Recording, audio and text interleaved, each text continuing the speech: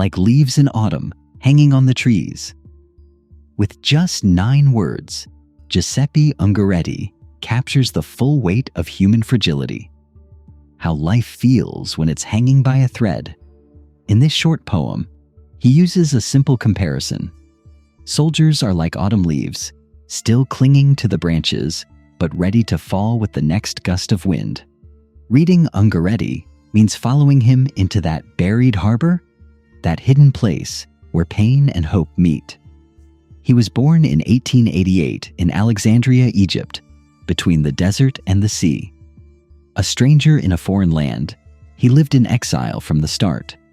His father, a laborer from Tuscany, working on the Suez Canal, died when Giuseppe was just 2 years old. That early loss, before he could even understand the world, left a mark that would shape his writing forever. He grew up in a multicultural setting, studied at French schools, absorbed the symbolism of Baudelaire and Mallarmé, and began to form a new idea of poetry. A kind of language that doesn't describe but reveals, doesn't explain, but opens up. Moving to Paris in 1912 kicked off a journey that was both artistic and personal. He studied at the Sorbonne, attended Bergson's lectures, and crossed paths with Apollinaire, Picasso, Modigliani, Marinetti, and Papini. Europe was buzzing with ideas. Art was breaking rules. Poetry wanted to free itself from the old formulas. He volunteered for the infantry and left for the Carso front. The trenches weren't just a battlefield. They became his poetic workshop. Under fire, knee-deep in mud, surrounded by nameless bodies, he wrote his first collection, Il Porto Sepolto, The Buried Harbor. Written on scraps of paper he grabbed whenever he could, it was a cry carved into silence. The collection was printed in Udine in 1916. Those poems, along with others he wrote later, would become Allegria di naufragi, Joy of Shipwrecks, in 1919, and then evolve into his most famous work, L'Allegria, in 1931. When he spoke of Allegria, he didn't mean happiness. He meant the strength to stand while everything else is falling apart.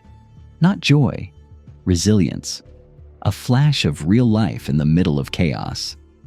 As he once said, "I don't love war.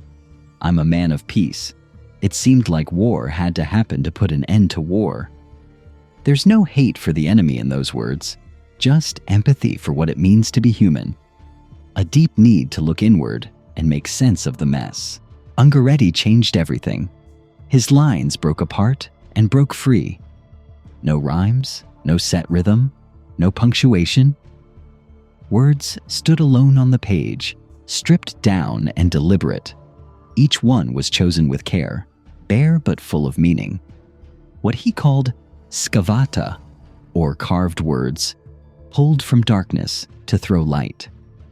His poetry wasn't about explaining. It was about impact. He once said, "Poetry is a testimony of God, even when it's a blasphemy." To him, the poet was a kind of secular priest, someone who could reach into what can't be seen and return with fragments. Analogy was his tool. Distant images suddenly connected, sparking meaning.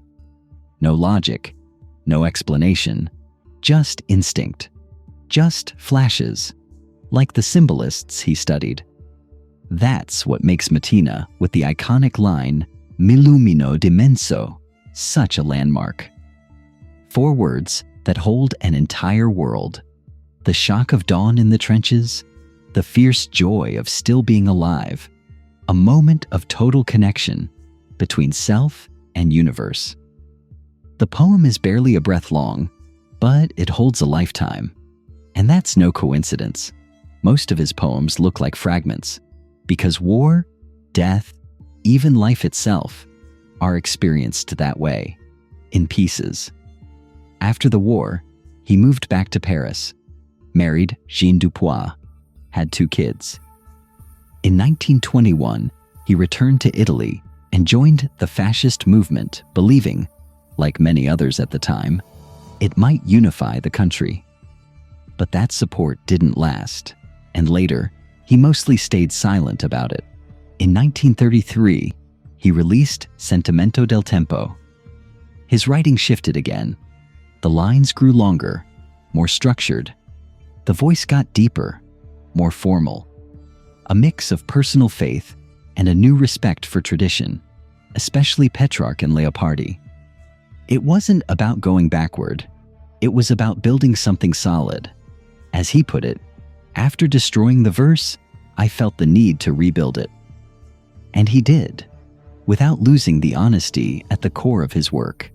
Because for Ungaretti, poetry was always personal, always raw. There can be no truth in a work of art if it's not a confession.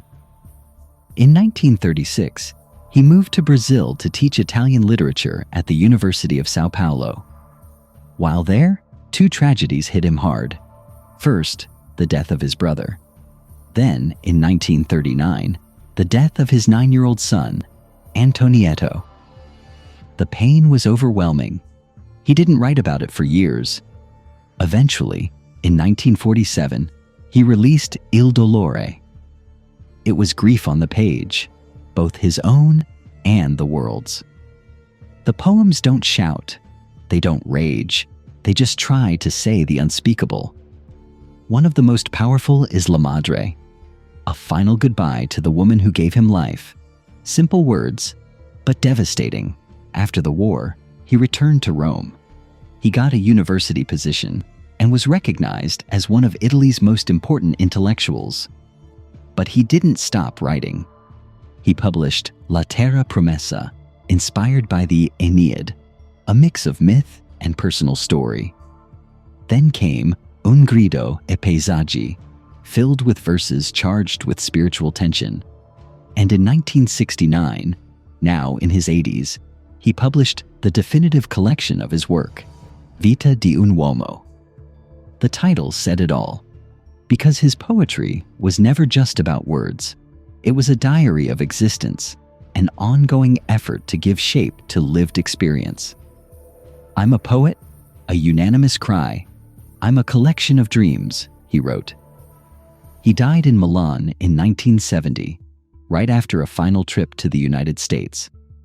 What he left behind wasn't just a body of work.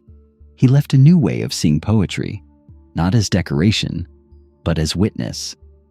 Ungaretti proved that language can still cut through the noise. It can still matter. It can still light up the dark. In a world where words often lose meaning, where everything shouts, his voice, stripped down, clear, straight to the point, reminds us that saying little can mean everything. And maybe the real question now is, what would we find if we went deep into our own buried harbor